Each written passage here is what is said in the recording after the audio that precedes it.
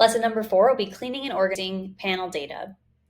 Sometimes participants move, change jobs, start families, or experience other life changes that can influence their eligibility for research. Once you've started building a panel, it's important to keep participant data up to date over time. Research Hub offers several features that makes this process simple. In this lesson of building a participant panel, you'll learn how to set up filters, segments, and labels to make your panel easy to navigate, and how to find and delete participant data. Some key features for panel organization will be filters, segments, and labels. Filters allow you to find participants that fit any criteria for which you have data stored in your Research Hub, including participation history, contact information, or data from custom fields. Labels allow you to build flexible lists to group participants based on any criteria that's important to you. And segments are custom pre-saved groups of participants that automatically add or remove participants based on your filtering criteria and any changes in participant data. They allow your team to quickly pinpoint the right users for their research and retarget the same group for future studies. To filter for participants, navigate to your Hub panel and click Filter in the top right corner. You can choose any combination of filters to search for the right group of participants. For example, you can filter by default fields such as research activity, like project history, last applied date, last invited date, and last participated date, or incentives earned over a given period.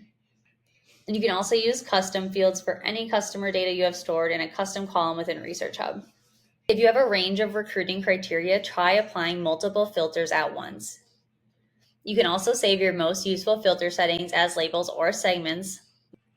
More on these below. Once you use filters to find and select the right group of participants, you can label them by clicking the Edit Labels option from the Settings dropdown. Then click the Add Label option from the Bulk Actions menu and select the label you want to associate with those users. Once you've created labels, they will appear as a column in your Hub panel and you can filter by them.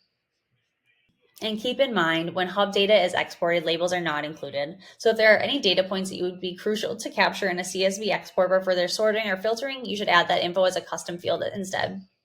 We have 2 ways to create segments. The first up being you can create a segment directly from the left panel by clicking the plus sign. Give your segment a name, then proceed to define the criteria for that segment. Alternatively, you can start by applying filters to your panel. Once you've filtered down to the group you want, you can click Save as a New Segment button at the top of your filtered list and give your segment a name. Segments can be used in a variety of ways, but some popular use cases include segmenting customer personas or key characteristics, such as grouping by new users, monthly users, and power users of a product, or dog owners and cat owners. Segments for specific teams in your organization.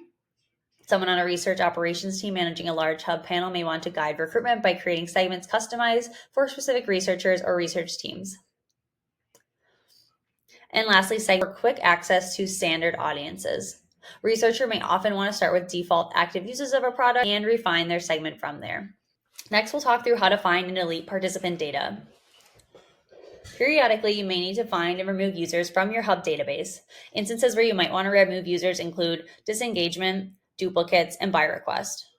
2 good ways to find outdated participant records are to use a combined filter so you can find participants whose last invited date is less than 365 days ago and last applied date is more than 188 days ago. For example, they were invited in the last year but haven't applied to any studies in the last 6 months. These are unengaged users and it's worth using the bulk emails to contact them about whether or not they'd like to be removed from your list. Another option is filtering by participant names. You can look for instances in the same name to identify duplicate records. Once you've identified the duplicates, contact each participant and ask them which of their records is preferred.